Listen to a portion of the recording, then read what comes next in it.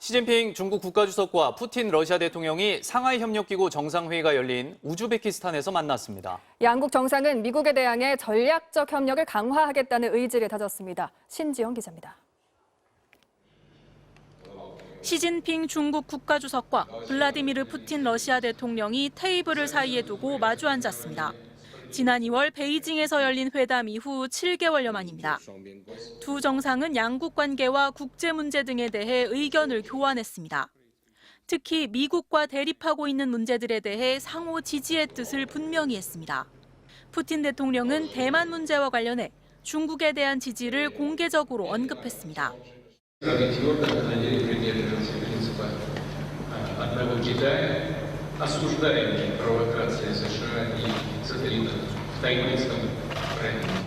이에 시 주석은 중국은 러시아와 상호 핵심 이익이 걸린 문제에서 서로 강력하게 지지하길 원한다고 화답했습니다. 中方愿同俄方一道努力，体现大国担当，发挥引领作用，为变乱交织的世界注入稳定性。 두 정상은 또 양국 간 무역 거래 등 경제 협력을 확대하고 결제 대금으로 위안화와 루블화 활용을 늘리는 방안도 논의한 걸로 알려졌습니다. 최근 대만 문제와 반도체 공급망 등 미국과의 갈등이 장기화될 조짐을 보이자 중국 내부에선 함께 대항할 파트너로 러시아가 중요하다는 의견에 힘이 실리고 있습니다.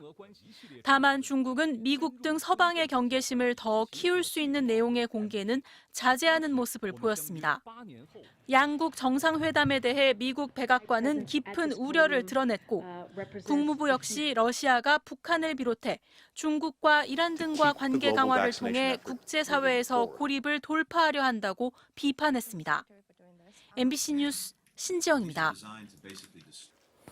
미국 바이든 대통령이 외국인들의 투자를 국가 안보 차원에서 감독하도록 하는 행정명령을 발동했습니다. 첨단 핵심 기술이 경쟁국에 유출되지 않도록 하기 위한 조치인데 한국 기업의 투자에도 영향을 주는 건 아닌지 주목됩니다. 워싱턴에서 김수진 특파원이 보도합니다. 바이든 대통령이 서명한 행정명령은 외국인이 미국 기업을 인수할 때 국가 안보에 미치는 영향을 고려해 심의하도록 했습니다. 특히 공급망과 관련해 첨단 제조업이나 기술의 소유권이 바뀌는 투자의 경우 면밀히 심사하라고 지침을 내렸습니다. 안보 우려가 있다고 판단되면 외국인의 투자를 허가하지 않겠다는 건데 사실상 첨단 사업 분야에서 중국의 투자를 통제하겠다는 뜻으로 풀이됩니다. 중국을 겨냥한 조치이지만 심사가 강화된 만큼 한국 기업의 투자에도 영향을 미칠 수 있습니다. 현대자동차는 로봇 전문 업체인 보스턴 다이내믹스를 인수할 때 미국 정부의 심의를 받았는데 앞으로는 이처럼 첨단 기술을 보유한 기업을 인수할 때 더 까다롭게 심사할 것으로 전망됩니다. 특히 한국 기업의 중국 사업이나 중국과의 관계를 파고들 수도 있습니다. 최근 미국은 반도체와 전기차, 배터리 등 첨단 산업 분야에서 메이드 인 아메리카, 즉 미국 내 생산을 강조하고 있습니다. Companies have announced new investments of more than $36 billion in electric vehicles and $48 billion in battery manufacturing here in the U.S. And we're just getting started. 이제 여기에 더해 외국인의 투자도 세밀하게 통제하겠다는 것으로 미국은 점점 미국 우선주의를 노골적으로 드러내고 있습니다. 전기차 보조금 차별 지급 법안처럼 한국 기업이 예기치 않은 피해를 입는 건 아닌지 우려됩니다. 워싱턴에서 MBC 뉴스 김수진입니다. 영국 여왕의 장례식과 유엔 총회 참석을 위해 윤석열 대통령이 오는 일요일 해외 순방길에 오릅니다. 미국 뉴욕에선 한미, 한일 정상회담도 열릴 예정인데 특히 2년 10개월 만에 성사된 한일 회담에 관심이 쏠립니다. 이정은 기자입니다. 다음 주 유엔 총회로 전 세계 지도자들이 모이는 미국 뉴욕에서 한미 정상회담과 한일 정상회담이 열립니다.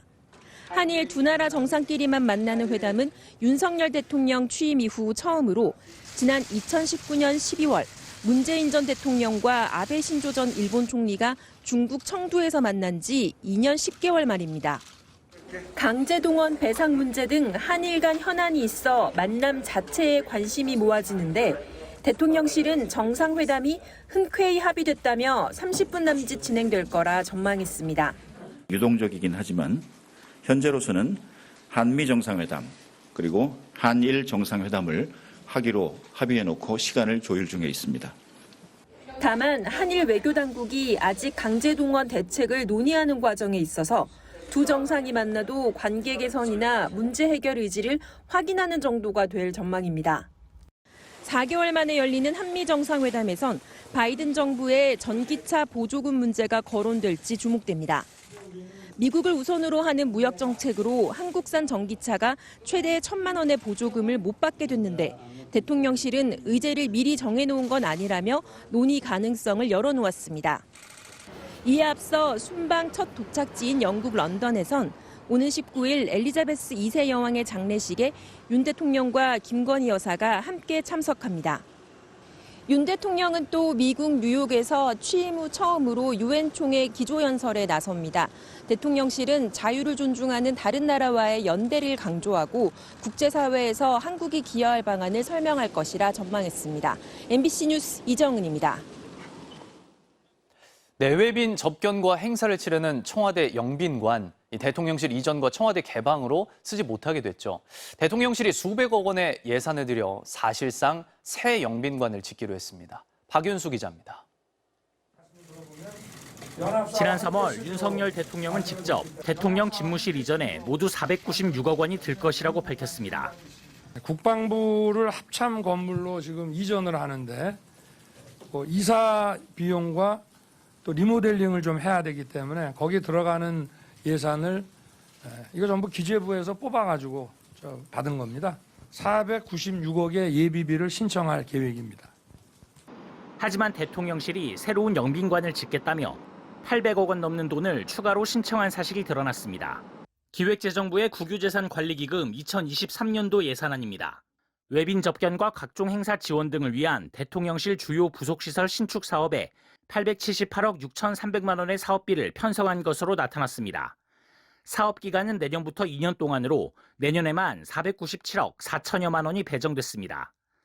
대통령실이 용산으로 이전하면서 기존 청와대 영빈관을 사용할 수 없게 되자 대통령실이 집무실 근처에 새 영빈관 건립을 추진하는 걸로 보입니다. 대통령실은 국격 제고와 원활한 국정 운영을 위해 예산을 반영할 필요가 있다고 기재부에 건의했고 기재부도 검토 의견에서 외빈 접견과 행사 지원 등 안정적인 국정 운영을 뒷받침하기 위해 대통령 집무실 인근에 부속시설을 마련할 필요가 있다고 설명했습니다. 대통령실은 앞서 대통령 집무실 용산 이전으로 예비비 496억 원이 든다고 했지만 영빈관 신축에만 800억 원이 넘는 예산이 추가로 투입되는 등 이전 관련 예산은 갈수록 불어나고 있습니다. 대통령실은 예산 제한을 해놓은 상태지만 예산 심의 과정에서 바뀔 수 있는 만큼 국회 논의를 지켜보겠다고 밝혔습니다. 또 대통령실 이전 비용은 집무실과 비서실 이사 비용인 만큼 영빈관 신축 예산을 이전 비용이라고 보긴 어렵다고 설명했습니다. MBC 뉴스 박윤수입니다.